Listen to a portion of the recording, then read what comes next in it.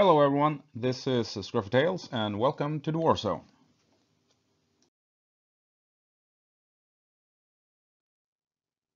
And in this video we will be checking out a couple of the hotspots down in Ukraine. I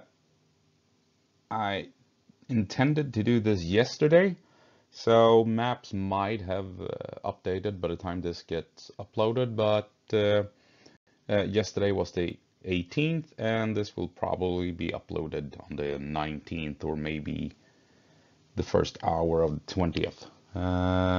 But just a heads up. Right, moving on.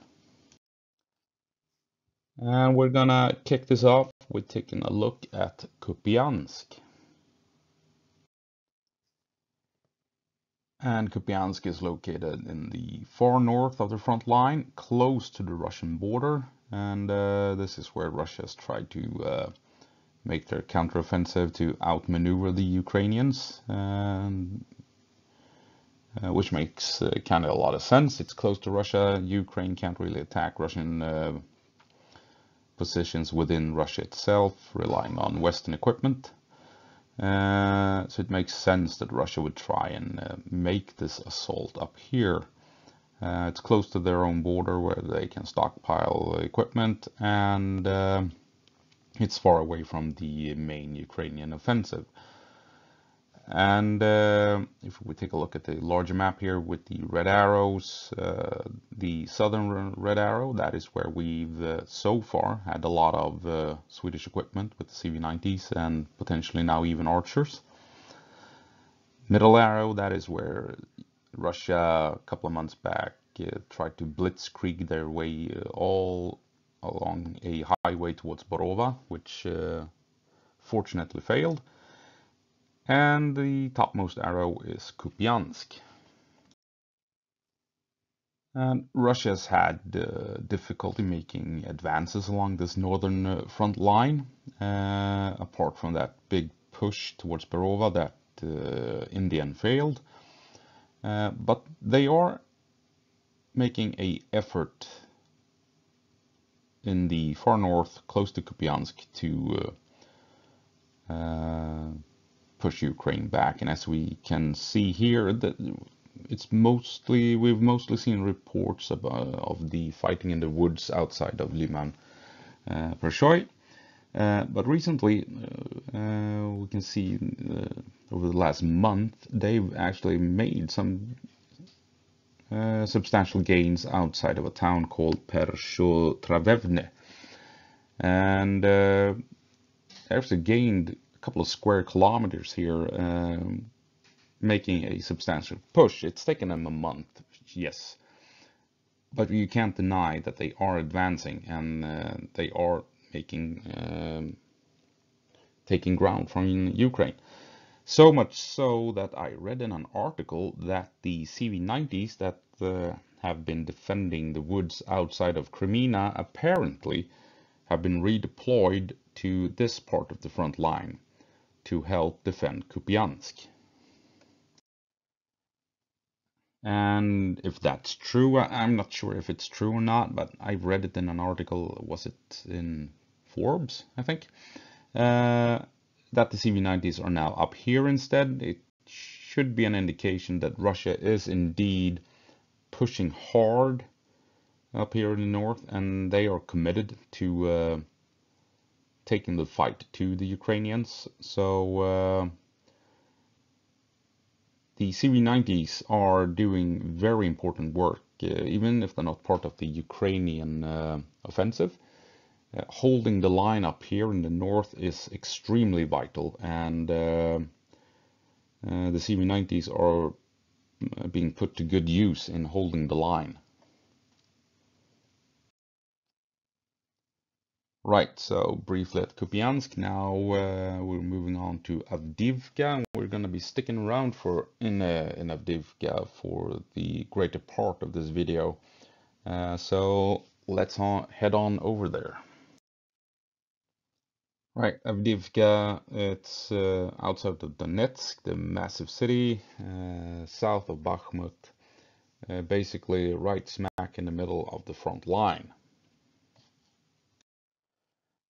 And as you can see, if we compare these two maps, in about 4 days, Russia has made a lot of gains this past week. As you can see with the red circles. The blue circle indicates that Russia has actually lost ground. Ukraine has pushed them back in the south. That's always good. But Russia has made territorial gains in 4 locations primarily. And we're gonna take a closer look at 3 of those locations, A, B, and C. And we're gonna start off with A, obviously. So A, topmost section here, we're gonna see what the Russians are up to north of Avdiivka, north of Stepove. And as we can see when comparing these two maps, Russia has expanded their control quite a bit during the last week, and primarily going northwest. My guess is they're probably having trouble gaining a foothold in Stepova. There, the point of contact, the contested area, has moved slightly into Stepova, but Ukrainian defenses are probably pretty substantial. So the Russians are now trying to move northwest instead, and trying to outmaneuver the Ukrainian positions, is my guess. And if we take a look at the ISW map, the yellow parts is what Russia has claimed they have achieved, and that might actually give us a hint of what they're actually trying to do. Because it seems without certainty that, or with certainty that they are outside of Stepova, but they haven't been able to push on towards Berdychi yet. But Russia claims they have done so, so that claim might be an indication of what they're trying to achieve. Mainly move around Stepova and Berdychi to the north, which seems to coincide with what we're seeing. They're moving northwest to try and move around the Ukrainian positions and attack these 2 small towns from the north. There is also a chance that they actually might be dedicated to a stronger push northwest towards the town of Ocheretine, going through the town of Keramik and Novokalonove, or whatever it's called. And or maybe they're trying to do both of these things, attack Stepove from the north and heading straight northwest towards Orechetine as well. But we're gonna take a closer look at both of these options, A1 and A2, and obviously we're gonna be starting off with A1, the Russian attacks or potential attacks from the north on Stepove and Berdychi. Right, so if we are to believe the ISW map and the claims made by Russia, Russia is trying to move in on Stepove and Berdychi by outflanking the Ukrainians from the north. And the importance here is, of course, that if they manage to do this, Russia can then begin to cut off supply routes leading into the city of Avdiivka. And the supply routes are marked with the yellow dotted lines. And if they come in from the north, especially at Berdychi, then they can cut off the supplies coming in from the north. And from Berdychi, they can then push in towards Sehemivka and cut off even further supply lines. And if they grab Stepove, they can follow the small country roads straight south and reach even more supply lines. So it's really important for Ukraine to hold these 2 smaller villages, Stepove and Berdychi, because even if one falls, it gives Russia the ability to start cutting off supplies coming into Avdiivka. And obviously Russia is trying the same thing from the south, attacking up towards Sevierne and Tunenke, cutting off supply lines, and then pushing on from there on to Lastoshkine and Orlika and severing supplies coming in towards Avdiivka. So it makes sense for Russia to try and outmaneuver Ukrainian defenses in order to reach these two small towns of Stepove and Berdych in the north.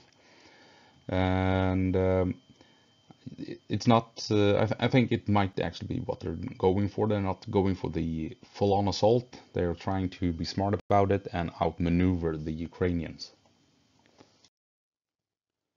The other possibility or other option that I called A2 is going northwest towards Ocheretune, and there's a small town between the Russian positions and Ocheretune. It's located right in the middle of this railroad intersection, a railroad junction, and that one is actually really vital. They don't really need to push all the way through Keramik and into Ocheretune itself in order to cut Ukrainian supplies. Yeah, all they really need is this small town that I marked with the blue circle. And yeah, of course, Ocheretune is important because a vital railroad runs straight through it, so they can use the train station to unload troops, supplies, and what have you, and then move them south to Berdychi, the town that Russia is trying to outflank from the north. However, if Russia pushes into this small town marked with the blue circle, then they can reach that supply route and cut it off, making the railway and the train station at Ocheretune useless, simply by taking this small town located between Berdychi and Ocheretune.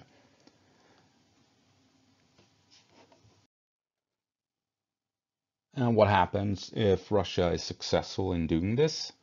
If they manage to cut off the supplies from Ocheretune leading to Berdychi, then Ukraine have to bring in supplies from much further away.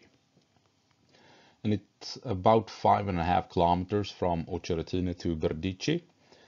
The next large train station is at Selane, and that is 15 kilometers from the town of Semenivka. So if the Russians can deny Ukraine the use of Ocheretune, it becomes more difficult for Ukraine to bring in supplies, to bring in reinforcements to Avdiivka.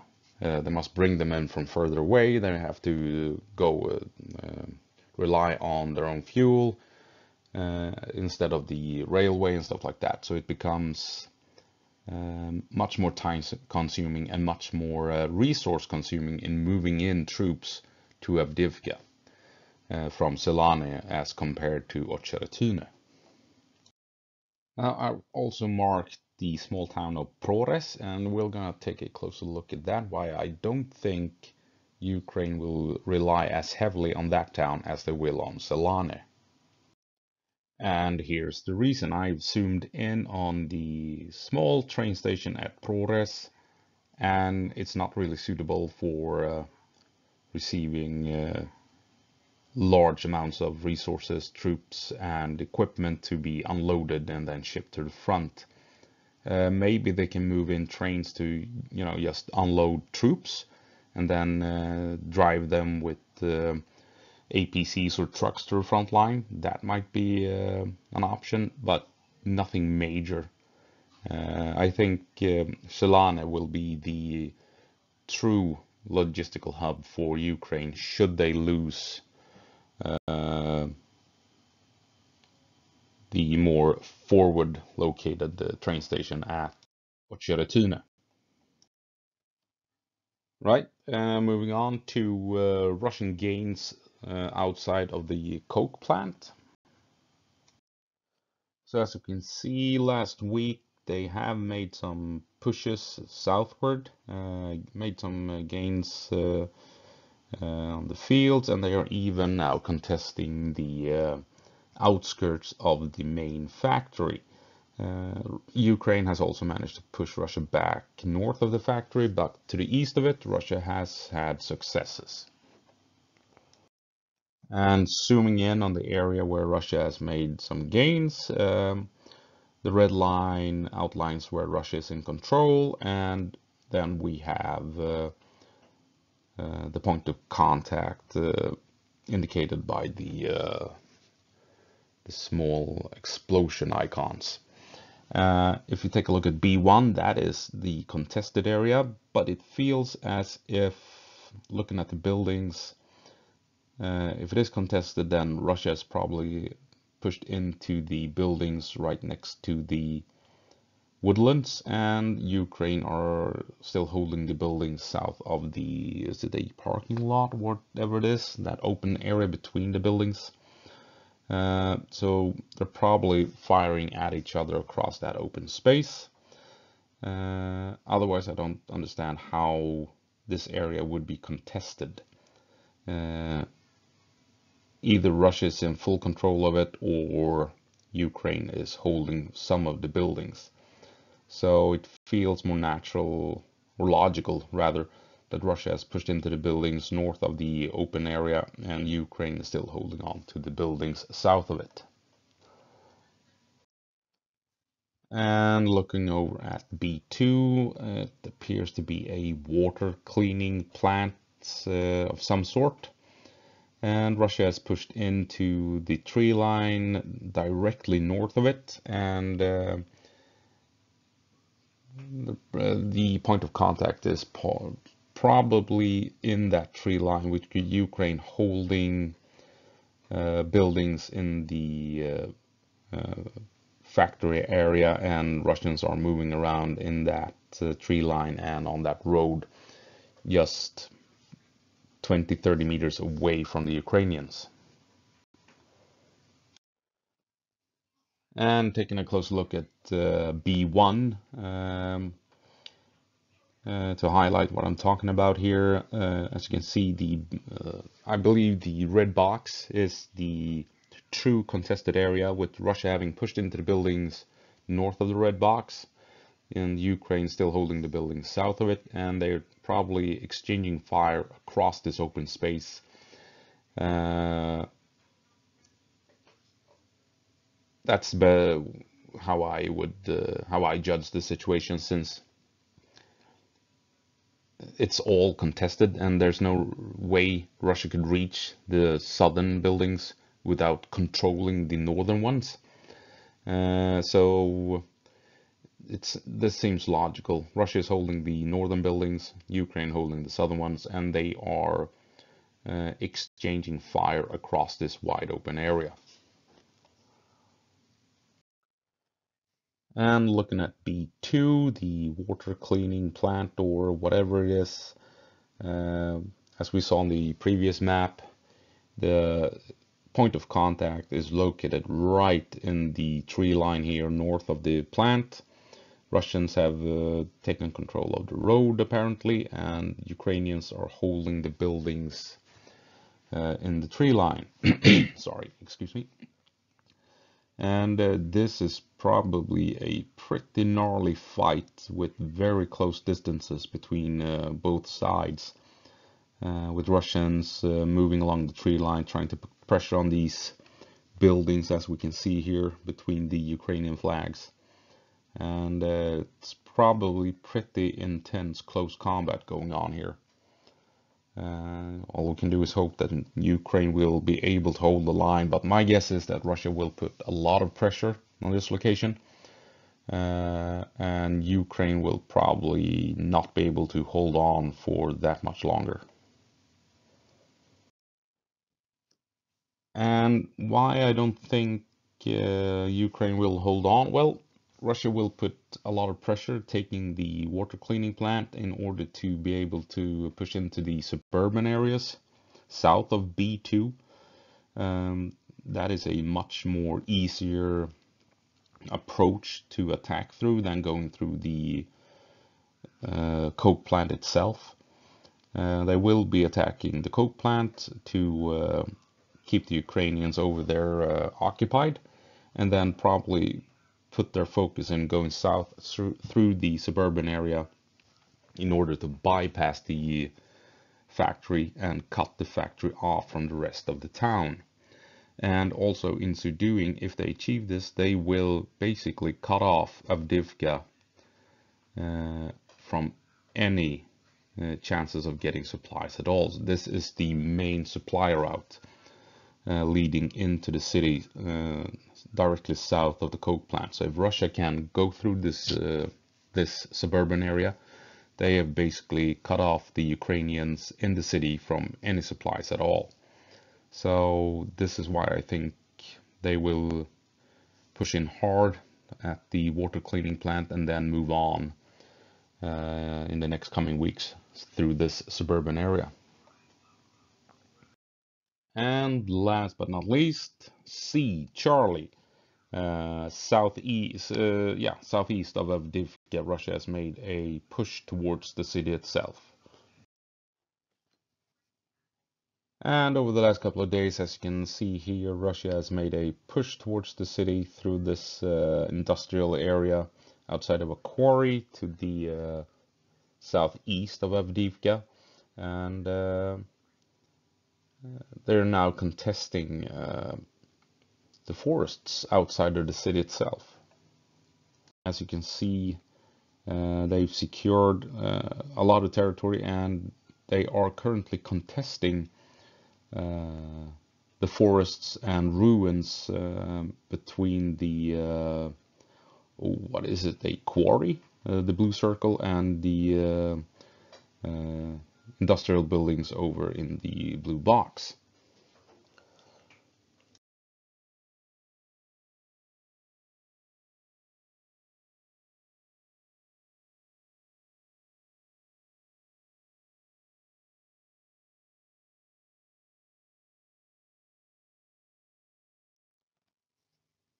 And if we zoom in here, we can see that Russia has pushed up into Ukrainian trench lines and are holding those. And it is beyond the trench lines that we have the contested area. And they also have control the blue building in the blue circle.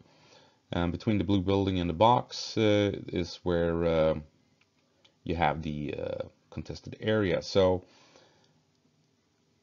if Russia is contesting territory up around the blue box, that means they are able to cross the open territory here between the trench lines and that blue box. So maybe they have actually gained access to the larger factory complex directly south of the blue circle there, and relying on that to push into Ukrainian territory. Seems logical when you take a look at it. Because as you can see here, the trench lines that Russia has taken control over, and to move on from these trench lines, it's wide open spaces without any cover at all, and I doubt Russia is trying to cross over here in order to reach the Ukrainians. So they're probably just holding the trench lines and then pushing in from the north, from the larger buildings into this area where it is contested, fighting the Ukrainians in these rows of buildings, as you can see, located along the streets here. And moving away from C1 to C2, we can see here we have located a building that is in Russian control, and a road, a bended road that is at the edge of the contested area. So this area we're looking here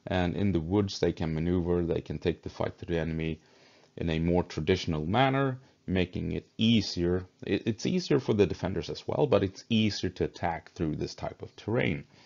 So it makes sense, and Ukraine can rely on the woods to hide in and to build underground bunkers and what have you, and really fortify if they get across and can grab this piece of territory.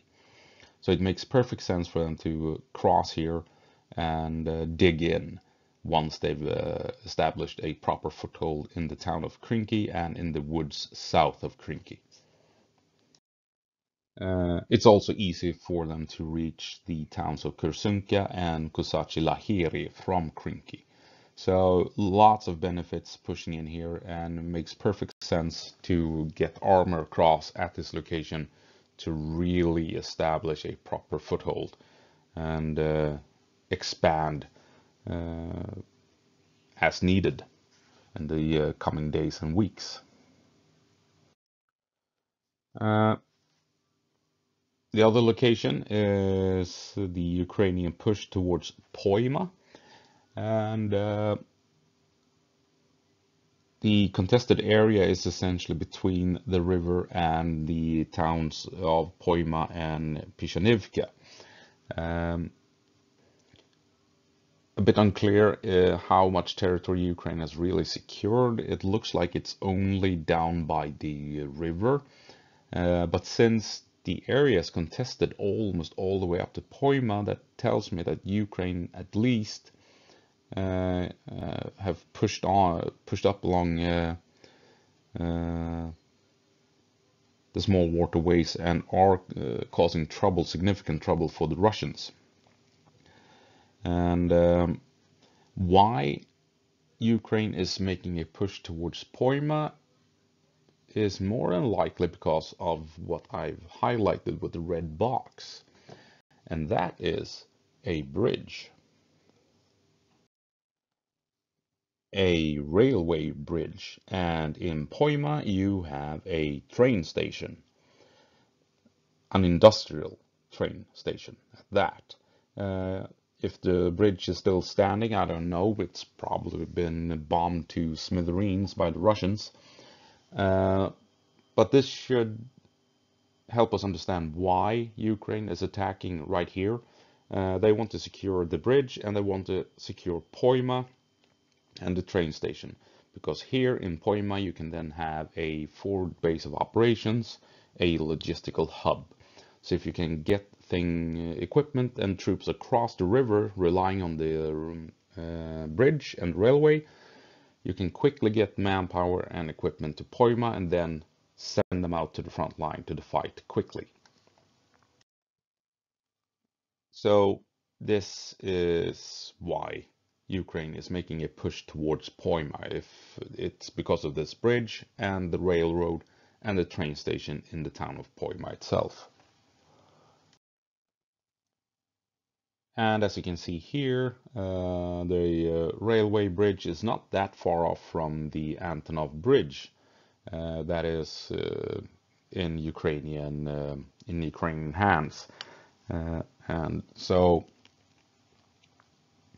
the Ukrainians fighting at the Antonov Bridge and the Ukrainians trying to push towards Poima, they can obviously work together in order to secure the territory between these two bridges and ensuring a stable bridgehead for Ukraine south of the river.